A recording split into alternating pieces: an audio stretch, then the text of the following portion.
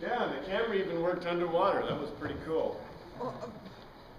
Yeah, I got that thing to work. The one that I borrowed from my wife. So anyway, sorry I wasn't here last week, but I guess that's the way it goes. Did you have a good time?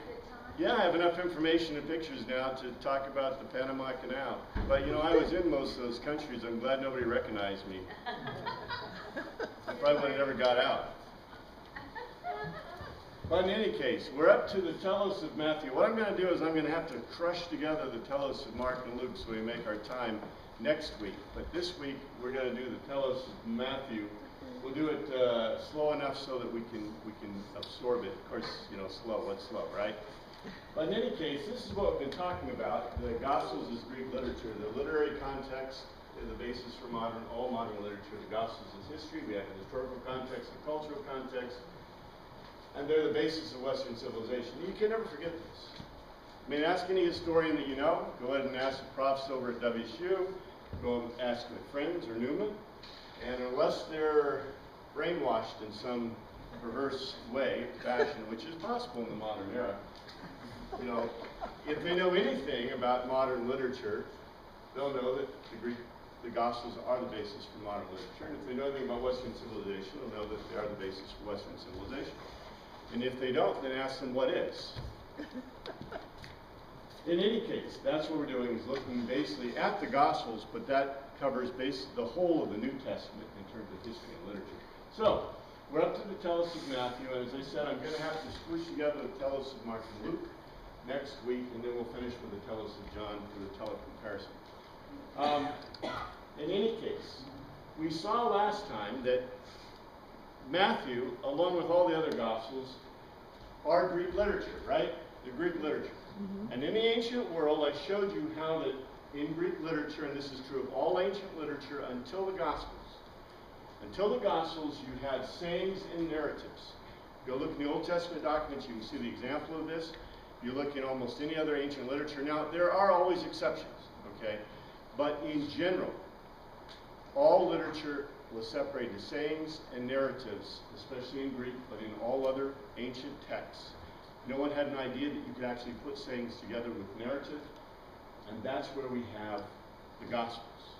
The Gospel, that's what makes them unique. Yes, sir? On a lot of print, the mic is on. Didn't sound like a back. Can you hear it? I'll turn it a little bit more. We had some excitement last time. Let's see if that works better. In any case, they're an argument to a telos, and I talked about that last week, how argument to a telos works. So when we talk about Greek literature, we're all Greek literature in the ancient times. Now, in modern times, I can't speak to that. I don't study Greek literature in modern times. But in ancient Greek literature in this period specifically, well, pretty much in all, until you're talking about proto-civilization, ever since the Greeks were literate, they wrote in this fashion. That is an argument to a telos. And I'll explain a little bit more in telos when I have that question. But in any case, the New Testament, as we know, are these separate historical works that are all written in Greek. And of course, because they're written in Greek, ancient Greek, that makes the language critical to our understanding of it. Yes, sir? Why was it written in Greek? Did somebody decree that it should be? That's a theological question, if someone decreed it. But because that's the universal language. Why do we write in English? Why was it the universal language? Because the Greeks had conquered the world through Alexander the Great. Okay, That's Alexander the Great would have said it. Decree? No, it's just Greek's the only language there is. Everybody else who speaks anything else is a barbarian. That's what barbaros means in Greek. That's, you know, we had that before when we looked at the historical context of this period, that the world is Hellenized, therefore they all speak Greek. Just like, why are all texts written for air traffic control in English? Why are all airplanes required to use English for air traffic control across the whole world? Because we have hegemonic control of the world in terms of aviation and other things too. But the Greeks had hegemonic control of the world through Alexander the Great's conquest. So it's in Greek. They were originally written in Greek.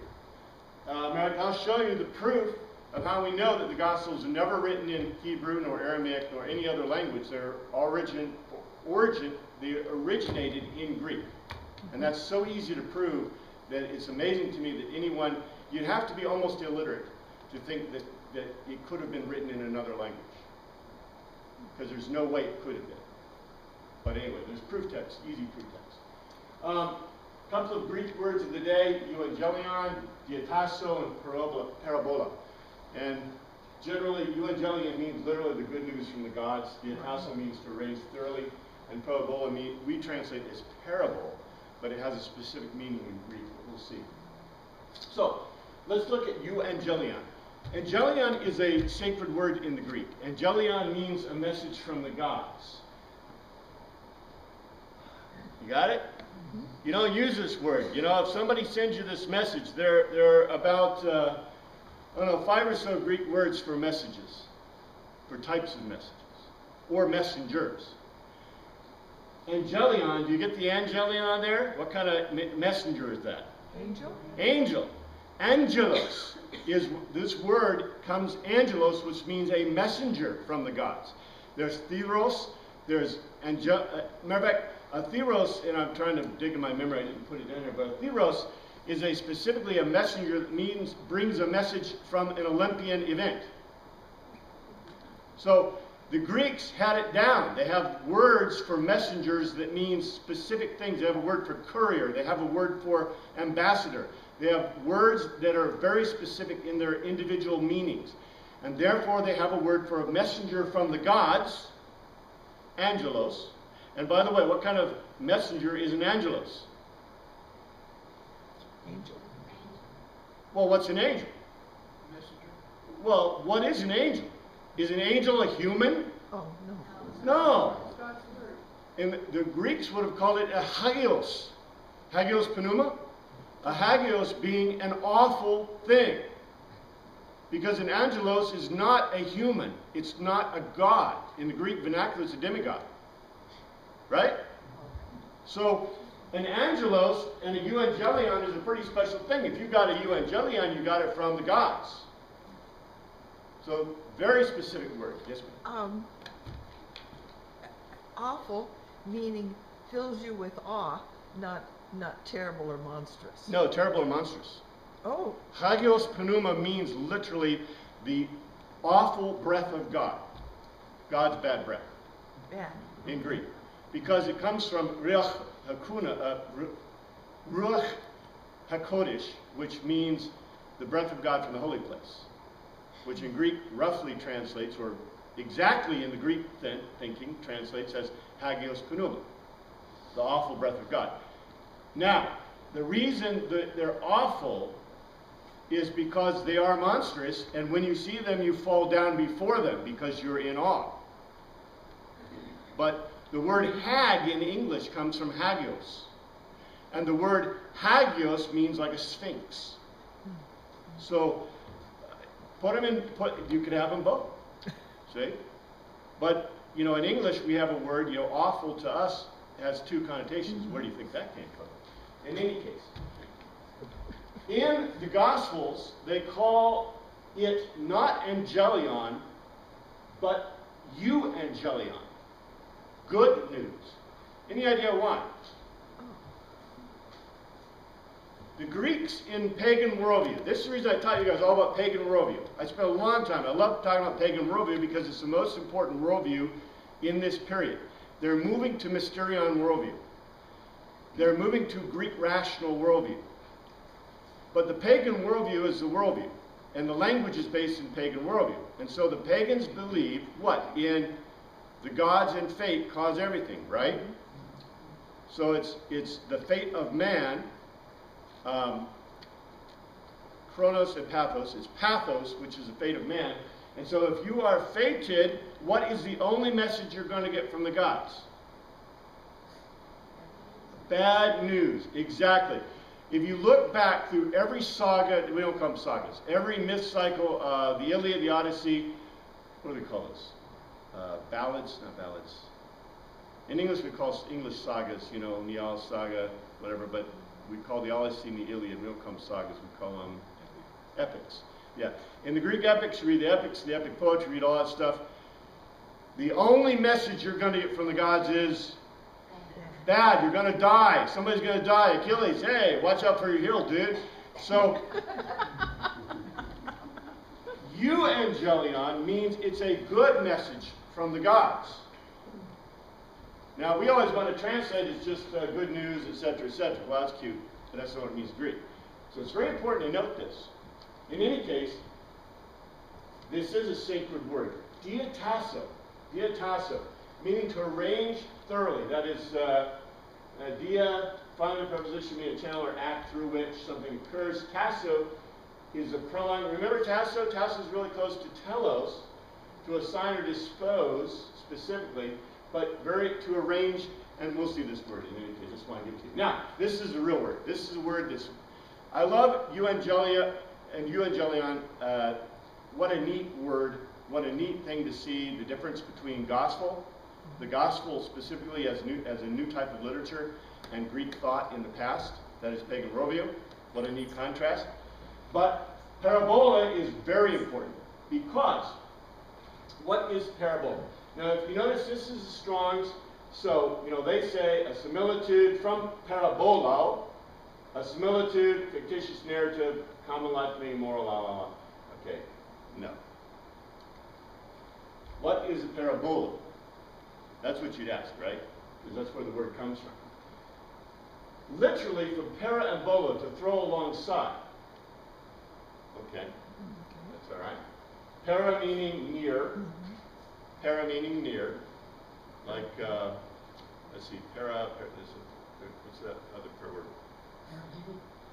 Well, I'm thinking of the Greek, there's a word near calling, parakleo. A really great word, Paul uses all the time, parakleo, near calling. In any case, para to near, balo meaning to throw. Okay? But the Greeks are geometrically minded. Literally, parabolo is this. To cast near. You say, why? Because if you note a parabola, okay, where do we get the word parabola? Math. From parabola. No, it's from the Greek word parabola, which literally means to throw near to you, to bring along, well, they like to say bring alongside. It literally means to cast near to you. The Greeks understood this word as being geometric. In other words, literally a parabola. And the specific thing in a Greek parabola, the Greeks did not have two axes the way we have. The specific thing is it only touches the vertex at one point. This is the Greek understanding of this word. And so a Greek parabola is a logos with only one distinct telos. This is really, really important. Okay, put your thinking caps on.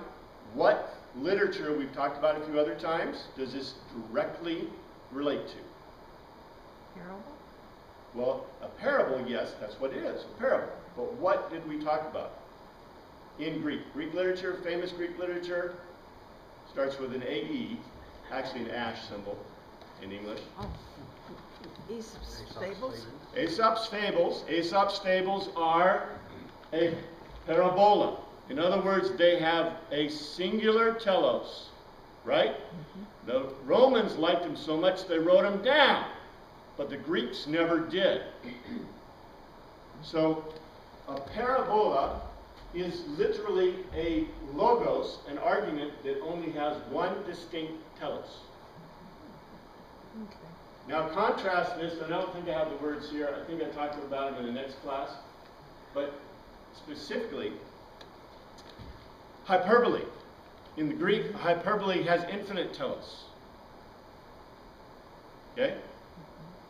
And remember, a telos is on the horizon, so therefore, a telos, an argument could have infinite telos.